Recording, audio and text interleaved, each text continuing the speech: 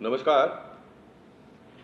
आज मी नगरसेवक बाला तावडेजी, नगरसेवक सिद्धार्थ शर्मा, डॉक्टर योगेश दुबेजी आणि रंग ह्या संस्थेच्या माध्यमातून वैशाली चव्हाण यांनी महापौरांची भेट घेऊन मुंबई शहरात देशाचे पंतप्रधान नरेंद्र मोदीजी आणि महाराष्ट्राचे मुख्यमंत्री देवेंद्र फडणवीसजी हे महिला सक्षमीकरण आणि महिलांना आत्मनिर्भर करण्यासाठी अनेक प्रकारच्या योजना आणल्या आहेत।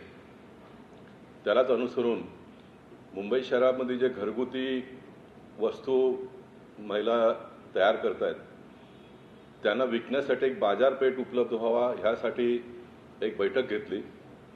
खरं म्हणजे ही योजना केंद्र सरकारची आहे, ही योजना राज्य सरकारची आहे।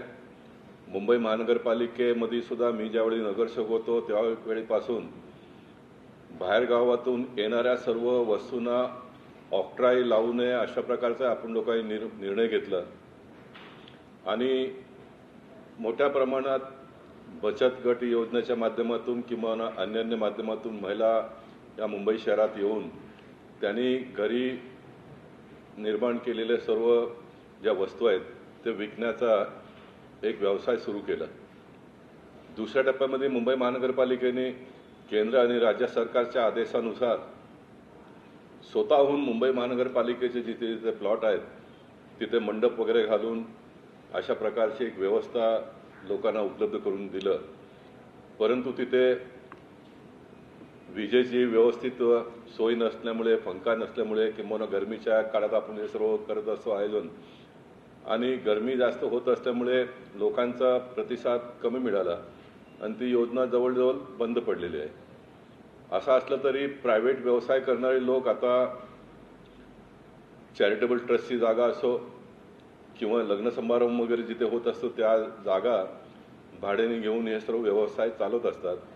परंतु त्यांना हे झेपत नाही, हॉलचा भाडा जास्त असल्यामुळे त्या महिलांना ह्या सर्व भाडा परवडत नाही आहे। म्हणून मुंबई महानगरपालिकेने ह्याच्यामध्ये हस्तक्षेप करून अशा सर्व चॅरिटेबल संस्थांची जागा वर्षाला एक दोनदा तीनदा 3 दिवस किंवा 5 दिवसाचा एक्झिबिशन भरवण्यासाठी जागा रिजनेबल रेटमध्ये उपलब्ध करून द्यावा आणि महानगरपालिकेतर्फे त्या जागेवाल्यांनाही काही सवलत हवी असेल तर तेही देण्यात यावा अशा प्रकारची एक चर्चा एक तासापेक्षा जास्त आम्ही महापौरांबरोबर केलं। बाला तावडेजी आणि सिद्धार्थ शर्मांना त्यांनी सांगितलं तुम्ही ठराव मांडा महापालिकेत, ते ठरावही मांडण्यात येईल आणि लवकरात लवकर हे बाजारपेठ एक महिलांना उपलब्ध होईल अशा प्रकारची एक व्यवस्था आपण करतो। काही छोट्या छोट्या अडचणी देखील होत्या जिथे मुंबई महानगरपालिकेच्या जागा उदाहरणार्थ बोरलीला प्रबोधन ठाकरे हॉल आहे आणि तिथे एक दालन आहे। त्या दालनमध्ये अशा प्रकारचं एक्झिबिशन भरवलं त्याचा तर बंद होण्याचा टाईम रात्री 9चा आहे। आता महिला काम करणारे संध्याकाळी 6-7 वाजता पोहोचतात आपल्या ठिकाणी आणि त्यानंतर 1-2 तासाचा त्यांना फक्त हा वेळ मिळतो, त्यात त्यांचा व्यवसाय होत नाही आणि म्हणून हे 11 वाजेपर्यंत व्हावं अशा प्रकारची मागणी मी केली। बाला तावडेजींना आणखी पुढे जाऊन सांगितलं 12 वाजेपर्यंत आपण आता लायसन्स त्यांना दिलेलं आहे, ATM रात्रभर चालतो, तर एक 12 वाजेपर्यंत जर चाललं तर चांगल्या पद्धतीने त्यांना मदत होईल आणि व्यवसाय करू शकतील। अशा प्रकारच्या अनेक छोट्या छोट्या अडचणी आहेत त्यात सर्व आम्ही मांडल्या त्यांच्यासमोर। महापौरांनी खूप गांभीर्याने ह्या सर्व गोष्टी घेऊन लवकरात लवकर ह्याची व्यवस्था करण्यात येईल अशा प्रकारचं आश्वासन दिलं। म्हणून मी मुंबई शहरातल्या महिला बचत गट असो किंवा अन्य माध्यमातून जे व्यवसाय करणारे महिला आहेत त्यांच्या माध्यमातून मुंबई शहराच्या महापौरांना मनापासून धन्यवाद देतो। आमच्या नगरसेवक बाला तावडेजी आणि सिद्धार्थ शर्माजी यांनी सुद्धा या कामात लक्ष घालण्याचा आश्वासन दिलं आहे म्हणून त्यांचंही मी मनापासून अभिनंदन करतो, त्यांना धन्यवाद देतो।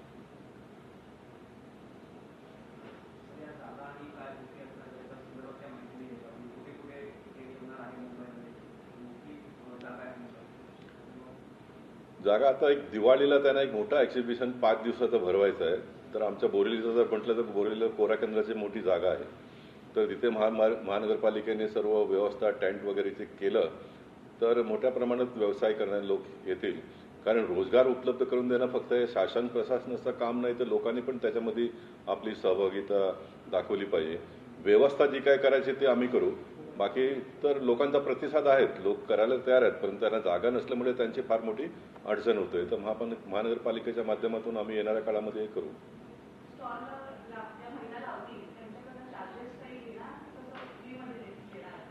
नाही, आता त्यांच्याकडनं चार्जेस घेतले जाते. समजा ते प्रायव्हेट हॉलमध्ये वगैरे करतात तर थोडी सवलत त्यांच्याकडनं मिळाली, थोडी महानगरपालिकेने पुढाकार घेऊन हात लावलं तर त्यांना जो भाडा आहे तो एकदम रिजनेबलमध्ये पडेल. म्हणजे त्यांना एकदम फुकट केलं तर चालणार नाही.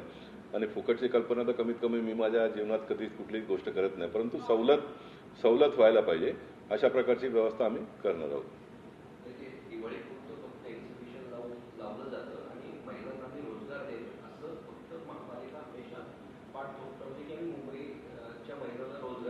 हो, नाही, हे फक्त दिवाळी किंवा सणाच्या ऐवजी थ्रूआउट वर्षभर हे होत राहिलं पाहिजे अशा प्रकारची मागणी आहे. आणि ते आपण सुरू आहे आताही, परंतु त्यांना काही गोष्टी नाही. आता मुंबई शहरातच नव्हे तर संपूर्ण ठिकाणी एक वेगवेगळ्या प्रकारची संस्था आहे. त्या संस्थेच्या माध्यमातून ते कार्यरत आहेत, ते करतातच, परंतु त्यांना एक सपोर्टिंग देण्यासाठी ही एक कल्पना आम्ही समोर आणलेली आहे. आता जे काय बोरलीला मी बघतो ते 3 दिवसाचा एक्झिबिशन चालतो. तर त्यांना हॉलचा भाडा जास्त होत असल्यामुळे मग ते 3च दिवसापर्यंत करतात. तर आपल्याला 5 दिवस करता येईल. 5 दिवसापेक्षा जास्त फार मग चालत पण नाही. बाकी तसं दुकानं आहेत आणि ते बाहेरगाव समजा नाशिकवरून येतात, पुण्यावरून येतात, त्यांना राहण्याची सुद्धा व्यवस्था करावी लागते. थोडा खर्चिक आहे सर्व, म्हणून त्यांना कुठेतरी मदत व्हावं म्हणून ही कल्पना आम्ही समोर आणली आहे.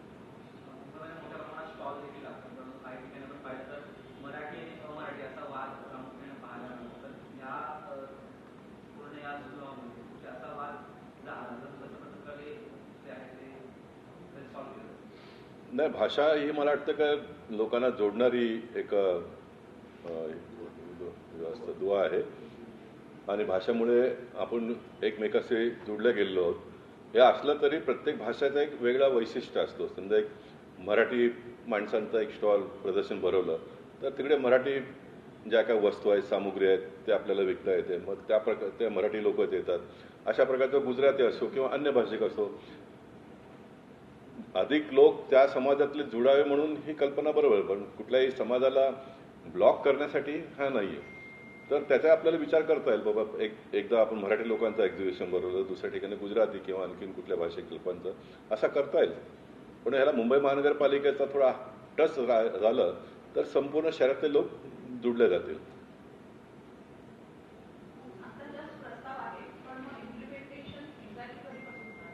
नाही, ताबडतोब म्हणजे जी रंग नावाची आमची बोरलीची संस्था आहे, रंग, वैशाली चव्हाण ती चालवते.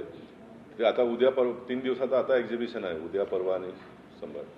तर हे चालूच आहे, परंतु त्यांना थोडा सपोर्ट महापालिकेतर्फे मिळावा म्हणून आम्ही ही आज बैठकीचे आयोजन केले. आणि ह्या वर्षी दिवाळीला बोरिवलीत कोरा केंद्राच्या ग्राउंडवरती एक मोठ्या प्रमाणात आयोजन आम्ही करू. त्यामुळे 400-500 व्यापारी येतील अशा प्रकारचं आयोजन करण्याचं मनात आहे.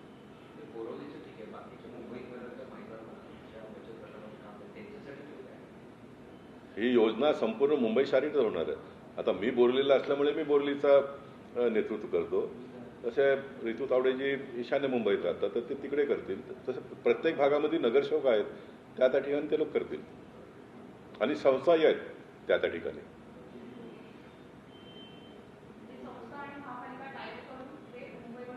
एक्झॅक्टली. मी पुन्हा एकदा सांगतो, केंद्र सरकारची योजना आहे.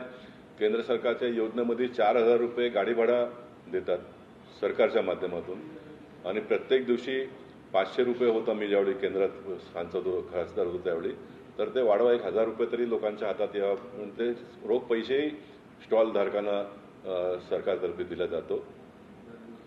तर तीच योजना महापालिकेने पण करावा अशी आमची मागणी आहे. आणि हे काय नवीन नाही आहे.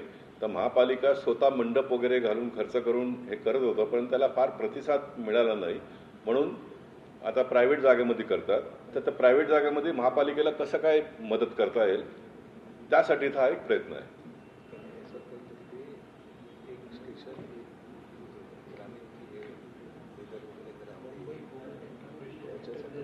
बोलू ना. सिद्धार्थ शर्मा एक नवीन योजना आहे ती सांगेल. आम्ही एक आज साहेबांसोबत Mumbai women entrepreneurship promotion policy 2026 असं एक प्रमोशन पॉलिसी आम्ही प्रस्ताव केलेला आहे महापौर महोदयांना.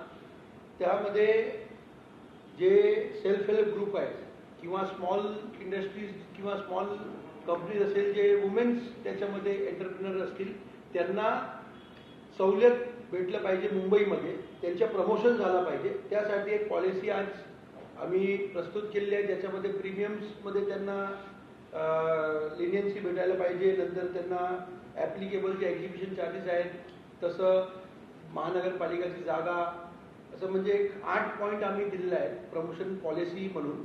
ते पॉलिसी बनवण्यासाठी मागणी केलेली आहे. सर, एक प्रश्न आहे. हो. 6 महिन्यापूर्वीच वैधानिक समित्यांना मुंबई महानगरपालिकेने नवीन गाड्या दिल्या. तर पुन्हा एकदा महापालिकेकडे प्रस्ताव आहे की वैधानिक समित्यांना ज्या आता नवीन गाड्या पुन्हा एकदा देण्यात बाला तावडे सांग. पालिकेत अनेक वर्ष काम. बाला तावडे सांगतील, मग त्याच्यात काय ॲडिशन असेल तर मी सांगेन.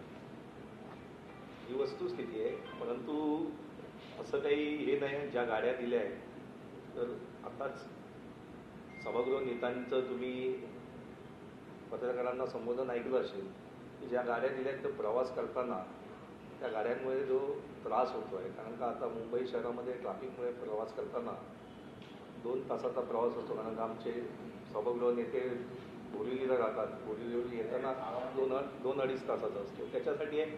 बाकी असं जे वातावरण निर्माण केलं जात आहे की आता दिलेल्या गाड्या परत नवीन घ्यायच्या, अजून तर ते प्रस्तावित आहे, अजून काही फायनल झालं नाही.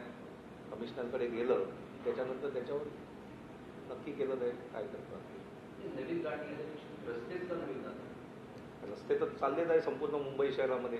सिमेंट कॉन्क्रीटचे रस्ते चालू आहेत, पण ट्रॅफिकमुळे जो वेळ लागतो, ट्रॅफिक कंजेशन एवढं आहे की वेस्टर्न सबअर्बवरून येताना सकाळच्या वेळेला आपल्याला 2 तास लागतात. आणि त्याच्यासाठीच आता आपण कोस्टल रोड खूप पुढपर्यंत नेतो आहे.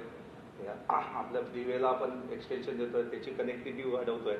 हे एकदा झालं की मुंबईमध्ये माननीय मुख्यमंत्र्यांनी सांगितलं आहे की कुठेही तुम्ही 1 तासाच्या आतमध्ये कुठेही पोचू शकता मुंबईमध्ये. हे सर्व ऑनगोईंग प्रोजेक्ट आहे. 2029-30 पर्यंत कंप्लीट करायचं मनोदय आहे मुख्यमंत्र्यांच्या नेतृत्वामध्ये. आणि महानगरपालिका त्याच्यामध्ये जेवढा आता आमचा अंधेरीपासूनचा दहिसरचा टप्पा, त्याचं काम आता सुरू झालेली आहे. काल तिकडची वृक्ष तोडाईसाठीची परमिशन पण पूर्ण झाली आहे. याच्या बाकीच्या केंद्र सरकारच्या परमिशन आल्या आहेत. आजच्या तुम्ही वृत्तपत्रामध्ये वाचलं असेल की बँड्रा टू अंधेरीला नवीन कनेक्टिव्हिटी पण देतात आहे पाली हिलपासून. तर सरकार पॉझिटिव्ह आहे की मुंबईला कंजेशन फ्री करण्यासाठी.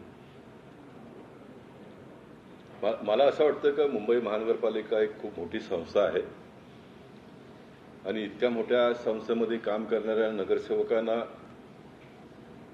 चांगली सुविधा जर मिळाली तर आणखीन चांगलं सर्व्हिस डिलिव्हरी करू शकतात. ते 10-20 लाखाचा गाडीचा मुद्दा आपण लोकांनी चर्चेला जर घेतलं, तर त्याऐवजी हे नगरसेवक आणखीन जास्त एफिशियंटली काम करून लोकांना अधिकाधिक सुविधा कसा देऊ शकतील, मुंबई महानगरपालिकेच्या तिजोरीमध्ये कराच्या रूपात पैसे आणखीन जास्त कसे आणू शकतील, अशा प्रकारच्या विषयावरती आपण दोघांनी लक्ष घातलं तर ते मुंबई शहरातल्या लोकांसाठी बरं राहील आणि या मुंबई शहरासाठी बरं राहील असं मला वाटतं. पत्रकारांचा एक कदाच बाबा आत्ताच दिली गाडी तर आत्ता परत कशाला बदलता, हाही मुद्दा लोकशाहीमध्ये जिवंत ठेवण्याचं काम पत्रकार करतात, त्यांचंही आम्ही स्वागत करतो. परंतु जसं बाला तावडेंनी सांगितलं, आता प्रस्ताव आहे खाली, पटकन का इतक्या लवकर घेतल्या जाणार नाही आणि ज्यावेळी घेतल्या ते घेतील.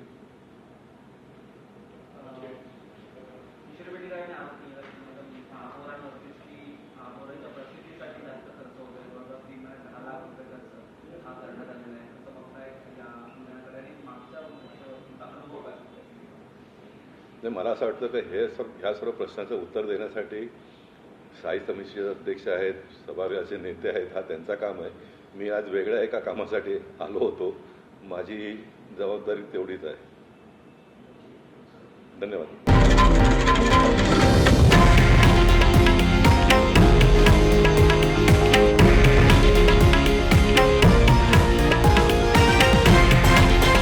हे आहे देशातील नंबर 1 न्यूज नेटवर्क आणि आपण पाहत आहात TV9 मराठी, एकमेव.